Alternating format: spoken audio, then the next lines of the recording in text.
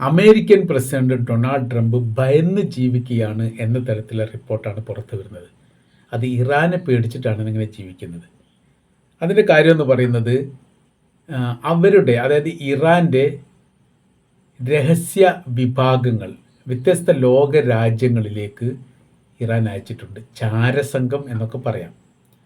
അത് ഏത് വേഷത്തിലും ഏത് കോലത്തിലും ഏത് രീതിയിലുമാണ് അവർ പ്രവർത്തിക്കുന്നതെന്ന് പറയാൻ പറ്റില്ല.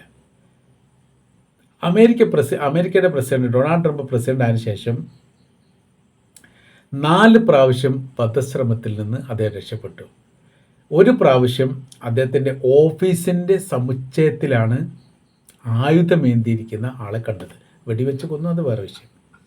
മറ്റൊരു പ്രാവശ്യം ഇദ്ദേഹം താമസിക്കുന്ന മുറ്റത്ത്, വീടിൻ്റെ മുറ്റത്തെന്ന് പറയാം, പുൽച്ചെടിക്ക് അടുത്ത് വരെ എത്തിയിട്ടുണ്ട് എന്നുള്ളതാണ്. പിന്നെ ഒരു പ്രാവശ്യം ഇദ്ദേഹത്തിൻ്റെ ഓഫീസിൻ്റെ പുറത്ത് വെച്ചിട്ട് ഒരാൾ പിടിച്ചു. അങ്ങനെ 3-4 പ്രാവശ്യം അമേരിക്കയുടെ പ്രസിഡന്റിനെ വധിക്കാൻ വേണ്ടിയിട്ട് ശ്രമിച്ചിട്ടുണ്ട് എന്നതിൽ കൃത്യമാണ്.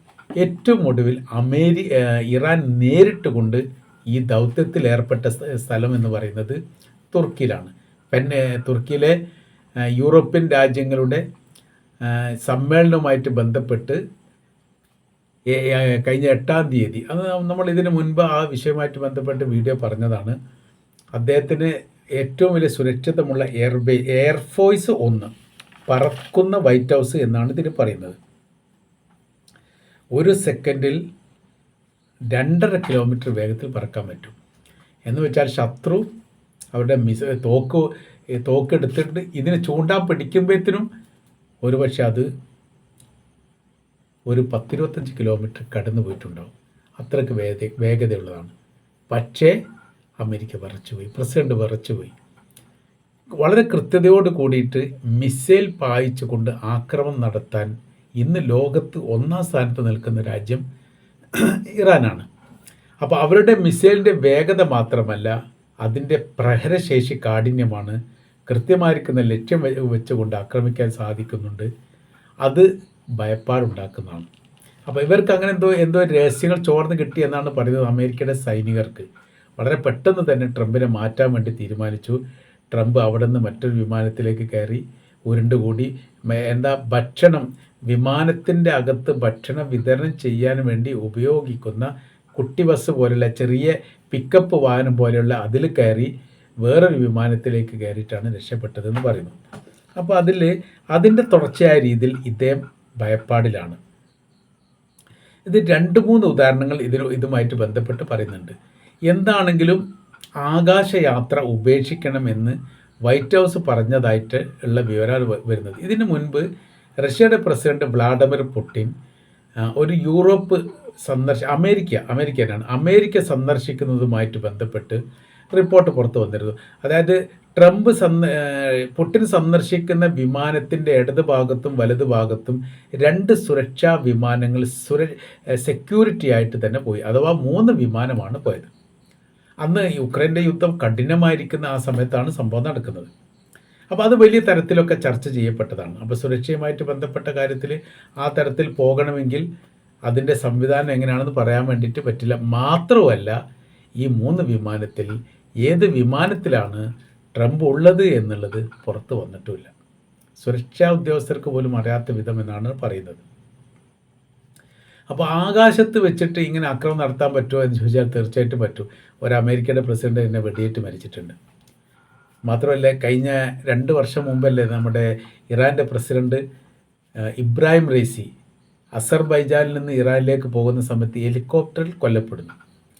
അതൊരു ദുരൂഹമായിരിക്കുന്ന ഒരു മരണമെന്നൊക്കെ റിപ്പോർട്ട് വന്നിരുന്നു. അന്വേഷണത്തിൽ ഈ എൻജിൻ ഫെയിലായിട്ട് വീണതാണ് എന്ന് പറയുന്നു. അപ്പോൾ അങ്ങനത്തെ കുറച്ച് വിഷയങ്ങളൊക്കെ ഉണ്ടായിട്ടുണ്ട്. അപ്പോൾ ആകാശത്ത് അക്രമം നടക്കില്ല എന്ന് പറയാനൊന്നും പറ്റില്ല. അതൊക്കെ വലിയ രീതിയിൽ വിഷയമാണ്.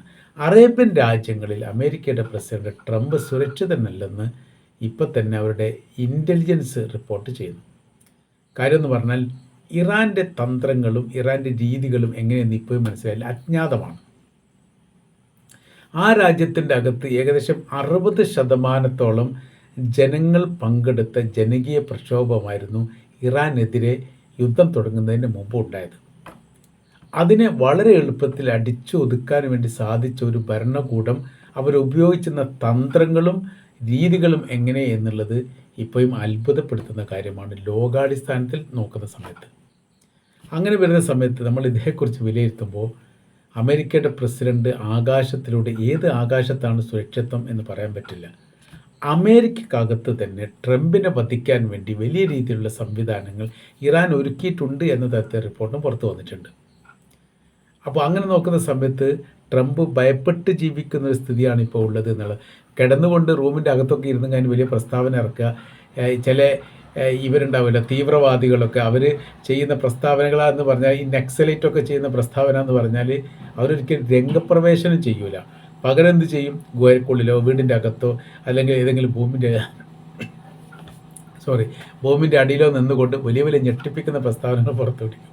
ഈ ഒരു പ്രവൃത്തിയാണ് ഇപ്പോൾ അമേരിക്കയുടെ പ്രസിഡന്റ് ചെയ്യുന്നതെന്ന് ചുരുക്കം. സുരക്ഷിതത്വമില്ല, എവിടെയാണ് തകർക്കപ്പെടുക, എവിടെയാണ് പ്രശ്നങ്ങൾ ഉണ്ടാവുക എന്ന് കൃത്യമായ രീതിയിൽ പറയാൻ പറ്റാത്തൊരു സ്ഥിതിയിലേക്ക് ഓട്ടോമാറ്റിക്കായിട്ട് ആരെത്തിയിട്ടുണ്ട്, ട്രംപ് എത്തിയിട്ടുണ്ട്.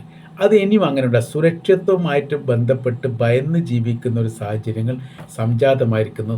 തുർക്കിയിൽ നിന്നാണ് വന്നത്. തുർക്കിക്ക് ഒരു പ്രത്യേകത ഉണ്ട്. തുർക്കിയാണ് ഈ രഹസ്യങ്ങൾ അമേരിക്കക്ക് നൽകിയത് എന്ന് പറയുന്നു. എന്നാൽ ഇസ്രായേലാണ് നൽകിയത് എന്ന റിപ്പോർട്ട് പുറത്തുണ്ട്. തുർക്കിയുടെ പ്രത്യേകത എന്ന് പറഞ്ഞാൽ, ഇസ്രായേൽ ഖത്തറിനെ ആക്രമിച്ചൊരു സംഭവം വളരെ പ്രാധാന്യമുള്ള സംഭവമാണ്. ഏകദേശം 27ഓളം ഹമാസിൻ്റെ നേതാക്കന്മാർ ഒരുമിച്ച് കൂടിയ ഒരു വേദിയായിരുന്നു ഖത്തറിലെ ദോഹയിൽ നടന്നിരിക്കുന്ന ആ ചർച്ചാ സംബന്ധമായിരിക്കുന്ന കാര്യം. സമാധാന ചർച്ചയ്ക്ക് വേണ്ടി ഖത്തർ വിളിച്ചു ചേർത്ത മീറ്റിംഗാണ്. പരമാവധി ഹമാസിൻ്റെ ആളുകളെല്ലാം ആ മീറ്റിങ്ങിൽ പങ്കെടുത്ത് 27 പേരായിട്ടാണ് അതുള്ളത്. അപ്പോൾ അന്ന് ഹമാസിൻ്റെ ജീവിച്ചിരിക്കുന്ന ഏറ്റവും പ്രധാനികളായിരിക്കുന്ന എല്ലാവരും അതിൽ പങ്കെടുത്തിട്ടുണ്ട്. വേണമെങ്കിൽ നമുക്ക് പറയാൻ പറ്റും, 1-2 ആൾക്കാരൊക്കെ ഒരു പക്ഷേ മാറി നിന്നിട്ടുണ്ടാവാം. അപ്പോൾ ഈ ഒരു കാര്യമാണ് രഹസ്യമായിട്ട് ഇസ്രായേൽ അറിയുന്നത്. ഇവരെ വധിക്കാൻ വേണ്ടിയിട്ടാണ് ഇസ്രായേൽ യുദ്ധവിമാനം പറഞ്ഞയച്ചിട്ട് ബോംബിടുന്നത്.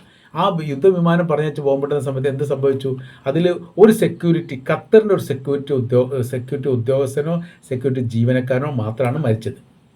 വേറെ ആരും മരിക്കാൻ വേണ്ടി സാധിച്ചിട്ടില്ല. അവിടെ നടന്നിരിക്കുന്ന സംഭവം, തുർക്കി എന്ന് പറയുന്ന രാജ്യം ഇസ്രായേൽ ഇൻ്റലിജൻസിൽ നിന്ന് അവരുടെ രഹസ്യം ചോർത്തിരിക്കുന്ന രഹസ്യം ഖത്തറിലെ ഇൻ്റലിജൻസ് ഡിപ്പാർട്ട്മെൻറ്റിന് അയച്ചു കൊടുക്കുകയും ചെയ്തു. ഇതൊക്കെ വളരെ പെട്ടെന്ന് ഉണ്ടായിരിക്കുന്ന സംഭവമാണ്. എങ്ങനെ ഖത്തറിന് അത് ചോർത്താൻ സാധിച്ചു എങ്ങനെ തുർക്കിക്ക് അത് ചോർത്താൻ സാധിച്ചു എന്നതിനെക്കുറിച്ച് ഇപ്പോഴും വിവരമില്ല. അത് അജ്ഞാതമാണ്.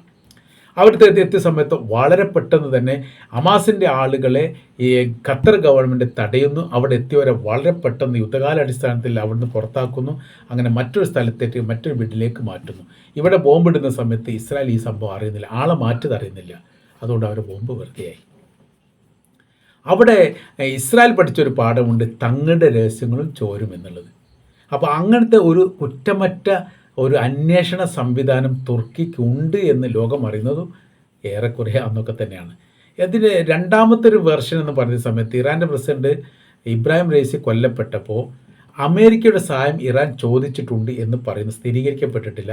കാര്യം എന്ന് പറഞ്ഞാൽ, നിങ്ങളുടെ കുറ്റമറ്റ റഡാർ സംവിധാനം മറ്റ് സംവിധാനങ്ങൾ ഉപയോഗിച്ചുകൊണ്ട് തങ്ങളുടെ പ്രസിഡന്റിനെ കണ്ടെത്താനുള്ള സംവിധാനം ഒരുക്കണം എന്നുള്ളതാണ്. അപ്പോൾ അതിൽ ഡ്രോൺ സംവിധാനം അതാണ് ആവശ്യപ്പെട്ടത്. അമേരിക്ക കൊടുക്കില്ല എന്ന് പറഞ്ഞു. അവിടെ തുർക്കി ഇടപെടുന്നു, ഞങ്ങൾ സഹായിക്കാമെന്ന് പറഞ്ഞു. അമേരിക്കയെക്കാണ് കുറ്റമറ്റ രീതിയിലുള്ള ഈ ഡ്രോൺ സംവിധാനമുള്ള തുർക്കിക്കാണ്. തുർക്കി അത് കൃത്യമായി പുറത്തിറക്കി തങ്ങളുടെ സഹോദര രാജ്യമായിരിക്കുന്ന ഇറാൻ്റെ പ്രസിഡന്റിനെ കണ്ടെത്താൻ വേണ്ടി വലിയ ശ്രമങ്ങൾ നടത്തി. അതിൽ വിജയിച്ചു. അവരാണത് കണ്ടെത്തിയത്. അങ്ങനെയാണ് ആ ദൗത്യത്തിൽ എന്ത് ചെയ്യുന്നത്, തുർക്കി വിജയം. അപ്പോൾ തുർക്കി നിസ്സാര കാര്യമൊന്നുമല്ല എന്ന് ചുരുക്കം. നമ്മൾ പറഞ്ഞ വിഷയം എന്ന് പറയുന്നത്, ട്രംപ് സുരക്ഷിതനല്ല. ഇപ്പോൾ വെള്ളത്തിൽ വീണ എലിയെ പോലെ അങ്ങനെ നിന്ന് പെടയുന്ന ഒരു പ്രത്യേക രീതിയിലേക്ക് ഓട്ടോമാറ്റിക്കായിട്ട് ട്രംപ് മാറിയിരിക്കുന്നു എന്ന് ചുരുക്കം.